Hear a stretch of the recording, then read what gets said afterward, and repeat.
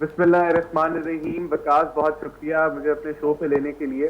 मैं सबसे पहले एक शेर जो है वो अर्ज करना चाहूंगा उन सब लोगों के लिए जो नैब ज़दा हुए, खासतौर पे मतीउल्लाह जान और वो सारे जर्नलिस्ट जो एक बहुत ही मुश्किल का शिकार हैं और उनकी आवाज बंद करने की कोशिश की जाती है।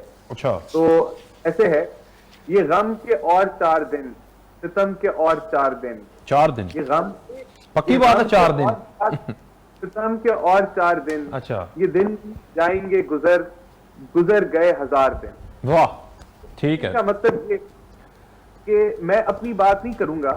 जो सुप्रीम कोर्ट की जजमेंट आई, जो बाकिर साहब ने कहा, जो मजहर जस्टिस बाकिर साहब और मजहर साहब ने कहा, वो 87 पेजेस के ऊपर वो जो है वो जजमेंट आई है ये इनके साद रफीक के केस में।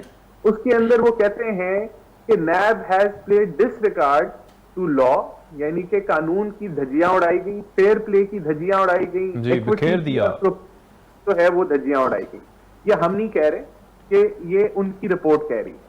फिर वो ये कह रहे हैं कि पॉलिटिकल इंजीनियरिंग की जाती है जी। वो ये कह रहे हैं कि डिस्क्रिमिनेटरी अप्रोच है, यानी कि एक पूरे मकासद के लिए इस अदारे को चलाया जा रहा है। ये हम नहीं कह रहे, ये सुप्रीम कोर्ट की रिपोर्ट कह रही है या जजमेंट कह रही है।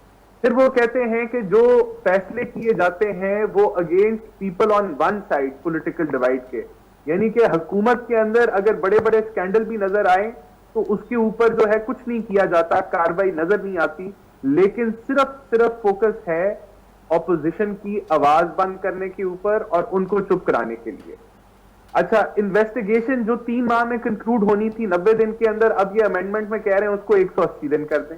अच्छा, 3 माह में तो कंक्लूड होता कुछ नहीं। आपने देखा कि 15 माह जो है वो साद रफीक को जेल में बंद किया गया और कोई कनेक्शन नहीं जो है वो बनाया गया कि ये किस तरीके से रिलेटेड है। जो एक वो क्या नाम है, कैसर अमीन भट्ट साहब थे, उनको उनसे जबरदस्ती बयानात लिए गए, उनमें भी चेंजेस आई, यानी कि एक टोटल मनूवरिंग की जा रही है। फिर ये कहते हैं कि ये इंडिपेंडेंट अदारा है, इनके वजीर, इनके मुशीर पूरी कहानी घड़ते हैं कि ये होने जा रहा है, इस तरह हम पकड़ने जा रहे हैं। इनका वजीर आजम इमरान खान कहता है कि मेरे से एनआरओ मैं नहीं दूंगा इनको, तो भाई एनआरओ उसमें किस शक्ल में देना है, नैब की शक्ल में ही देना है ना। तो ये सारी ये जो चीजें हैं, ये हमारा मौकफ तो आप छोड़ दें। आज आप सुप्रीम कोर्ट की रिपोर्ट देख लें, 87 पेजेस पे मुश्तमिल है, और इसी बेसिस पे मेरे ख्याल से बिलावल साहब और कल जो हमारी पार्टी ने भी प्रेस कॉन्फ्रेंस की कि इस रिपोर्ट के बाद अगर कोई थोड़ी सी भी गुंजाइश रह जाती है तो वो मुझे तो नहीं नजर आती। इसी बेसिस के ऊपर नैब का अदारा को ओवरहॉल करने की जरूरत है या बंद करने की जरूरत है, क्योंकि अगर इसी मकसद के लिए अगर बना है अदारा तो ये पीटीआई इसको बेहतरीन तरीके से यार उनके हलीम आदिल शेख साहब पिछले दिनों में उनका केस टेकअप किया, चीनी के ऊपर वो कह रहे हैं हम टेकअप करेंगे, इन्होंने स्टे लिया। इनका ये कहते हैं हमारा अपना लीगल राइट है, हम स्टे ले सकते हैं। नैब ने तो टेकअप किया था बीआरटी को भी और दीगर को भी। अब आप लोगों ने इतने झोल दिए हुए अपने केसेस में कि वो आसानी से पकड़े जाते हैं, ये जरा थोड़े से होशियार हैं। इतना फर्क है बस ये इतना ही फर्क है कि बस मुझे इसी चीज पे हंसी आ रही है कि आप ये देखें कि जो उनका नैब के चेयरमैन का जो वीडियो का स्कैंडल निकला, अब आप सोचें कि इतना हसास अदारा, वो अपने दफ्तर की उनकी वीडियो निकली, दफ्तर के अंदर ऑफिशियल ऑफिस के अंदर वो निकली, और उस वीडियो के बावजूद जो है, और वो उन खातून और उनके मियाँ का भी केस चल रहा था। यानी कि मैं आपसे सवाल पूछता हूं कि इस तरह के स्कैंडल के बाद कितने चेयरमैन दुनिया के अंदर होंगे अगर ऐसा स्कैंडल दुनिया के वो कंटिन्यू करें।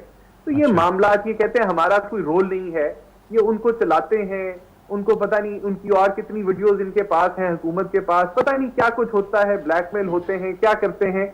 लेकिन ये अब सब छोड़ दें और सुप्रीम कोर्ट की जजमेंट आज एक मुंह बोलता राणा साहब, जो चेयरमैन नैब है उनको हटाया भी तो ऐसे नहीं ना जा सकता, जिस तरह उनको लगाया गया है उसी तरह हटाया जाता है। तो आप लोग कंसेंसस भी तो नहीं ना बिल्ड कर पाए 2 सालों के अंदर हुकूमत के साथ। आप लोग भी कहां बैठे हैं अगर वो नहीं आप लोगों के साथ बैठे, ये आपस में रस्साकशी, एक मुलाकात नहीं हुई ऑपोजिशन लीडर और वजीर आजम की।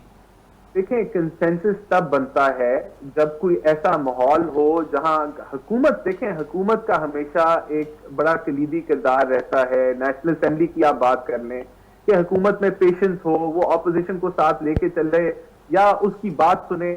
यहां तो हम कोई बात करते हैं हुकूमत की परफॉर्मेंस पे, ये गाली गलोच, ये खा गए, ये लूट गए, ये पी गए, और फिर वो माहौल वहां खराब हो जाता है। तो ये ओवरऑल देखें, कंसेंसस बनाना हुकूमत की अवलीन जो है वो रिक्वायर वो उनकी जिम्मेदारी होती है। ऑपोजिशन का काम नहीं है कि वो हुकूमत के पीछे पीछे जाए और कहे कि आप इस पे कंसेंसस डेवलप कर ले। लेकिन मैं आपको ये बता दूं, आगे भी कंसेंसस डेवलप नहीं होगा। क्यों नहीं होगा? उसकी एक ही वजह, और मैं हर जगह ये बार बार रिपीट करता हूं, जब अपनी हुकूमत की परफॉर्मेंस कुछ ना हो